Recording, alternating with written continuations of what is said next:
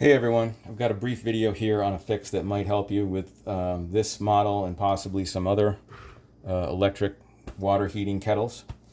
This is a Miraco brand that was bought online about 2 years ago, and it's been quite good. Amazon doesn't have this brand currently available, but it does look like there are essentially identical products under different brand names.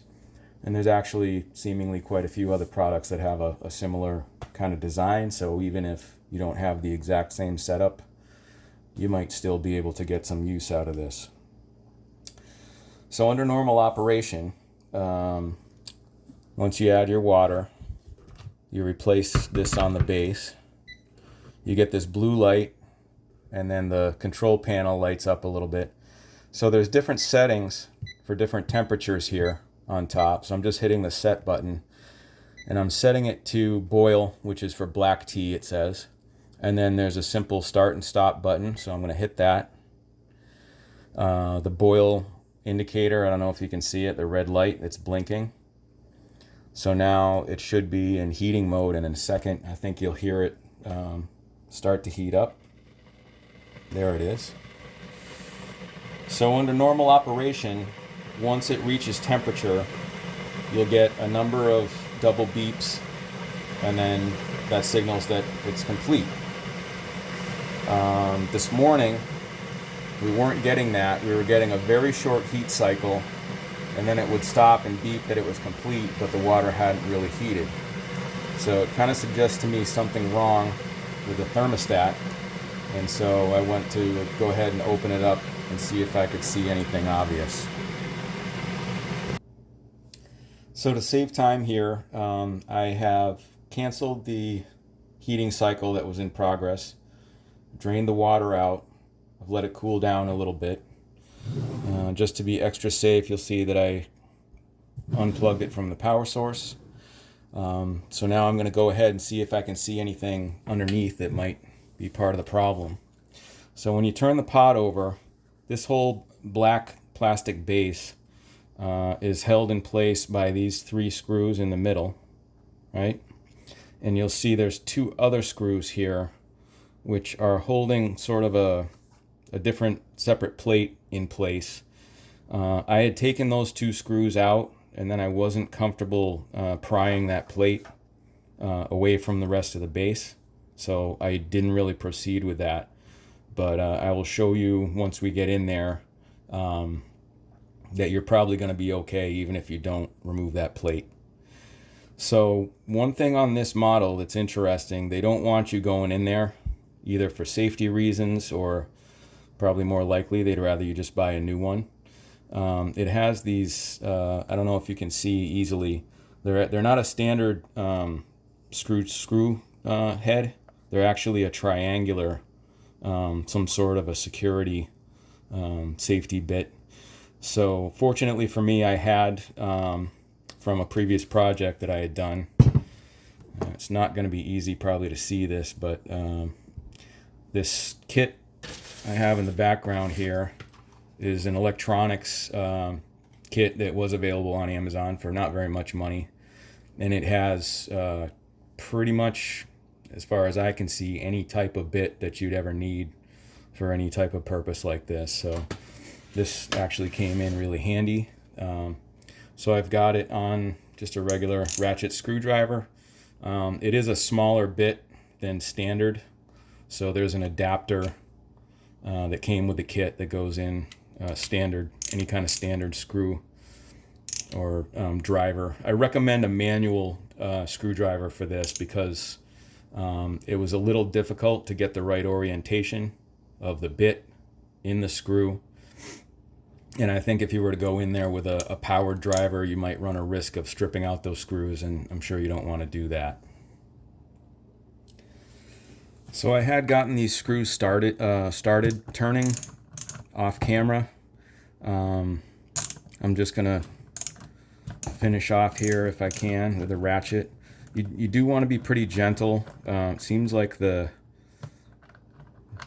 pretty shallow in terms of where the bit sits into the screw. So and there may only be one orientation that really grabs it. So You just don't want to force it and strip the screw unless you're ready to replace it with something standard, but that's another thing I'd rather not have to get into. So I'm just going to try to finish these guys off. You can see the plate starting to come loose. And they're not really, I mean, they don't have to be super tight in general. So the next thing you're going to see, once you open this up, there's a couple of wiring retainers. So I'm just, it's just a coil of a stiff wire. So I pop that one out. There's another one down here. Pop that one out, and then that gives you access. Hopefully you saw that. So that gives you access into the whole base of the pot. So this, remember I said I didn't take this plate off here. So these two wiring harnesses go inside there, and it's, I don't know what's going on in there, but the heating element is here. The contactor that sits on the base is here in the middle. And then part of there's circuitry here, I believe, that is related to the thermostat. So inside the pot, you can see there's a little short post that sticks up that I think is just sensing the water temperature. And I was figuring that maybe if some water were either in some of these contacts or possibly inside here, and I could already tell when I opened it up this morning that there was a little bit of water hanging around. So my thought was to just see if I could blow the water out and see if it helped out. So I don't have an air compressor, so I used just a can of whatever spray air. This is what I had hanging around.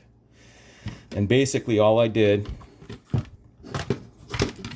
was to go around every place that I could see that looked like it might be electrical connections. And I did a lot more this morning. I was going all around. And then inside, hopefully you can see this okay. This is inside that area that I couldn't open up or didn't want to. You can actually stick the nozzle in. There's an opening there.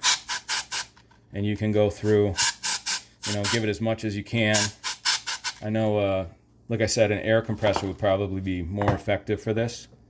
But basically, that's all I did. I did see some water coming out, especially, I guess, from in here, but a little bit more up above there. And then that's all I did, and then just button it back up. So, lo and behold, once I did that, everything was working again. So it's just at this point a matter of retaining those wires again, which I'll do in a second, and then just replacing the screws. Okay, so here I'm just going to reinsert those cables into the retainers. So here's the one here. Just did that. And then it's a shorter run down below here. Might be tricky to see, but I'm just gently working that wire back in there. It's just an open loop of wire. Oop. So these are just stiff open loop wires here and here. So one here, one down here, and then it's just try to eyeball where the screws line up, and it sets once the screws are lined up. There must be a key or something somewhere where it lines up, and you can feel that it sets down in pretty well. So I'm just reinserting the screws here.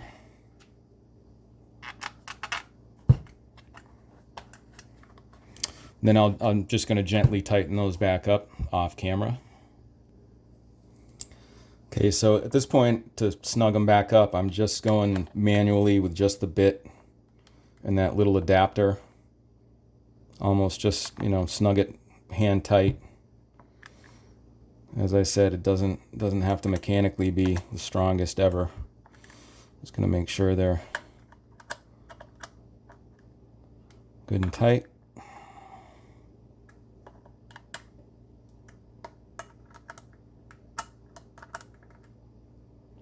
Did one more quick check just to make sure there's nothing, debris or moisture inside where this is a power connection from the pot to the base. So that all looks pretty good and clean to me.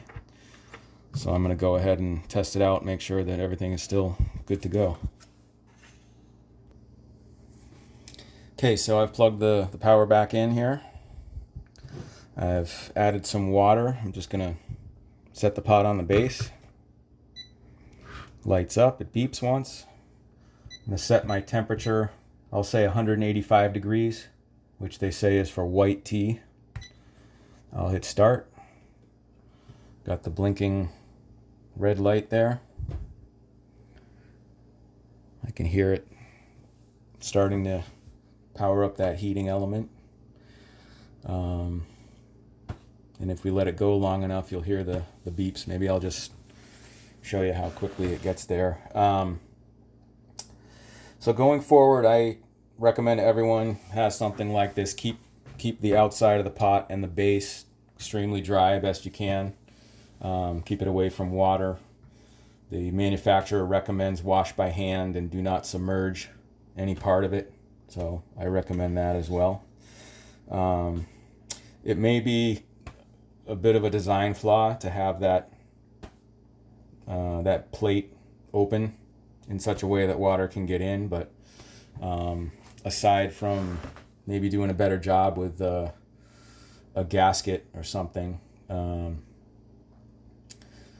I seem to see a lot of the other designs of similar products are about the same, so it might be a little bit unavoidable.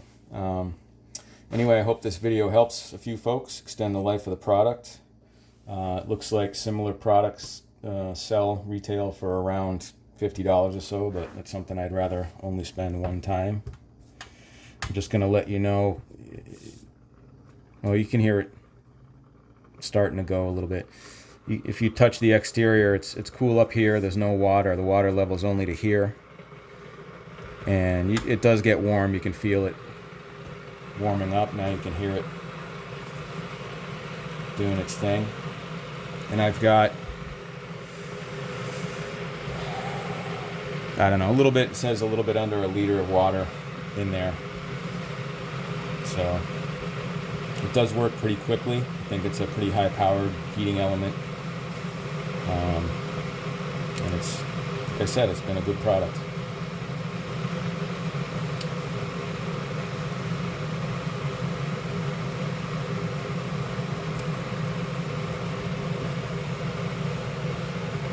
So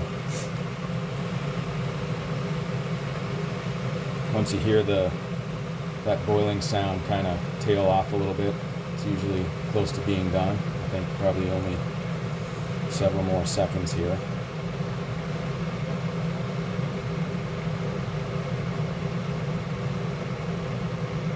I'm just going to wait for it to hit the end of the cycle and beep just to prove that it's all good.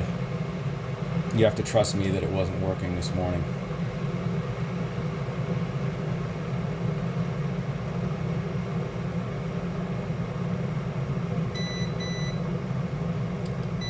Okay, so there's the beeping for the end of the cycle. You can hear the boiling sound kind of tailing off, and you're all set to enjoy a nice spot of tea. All right, thank you for watching. Once again, I hope it helps out.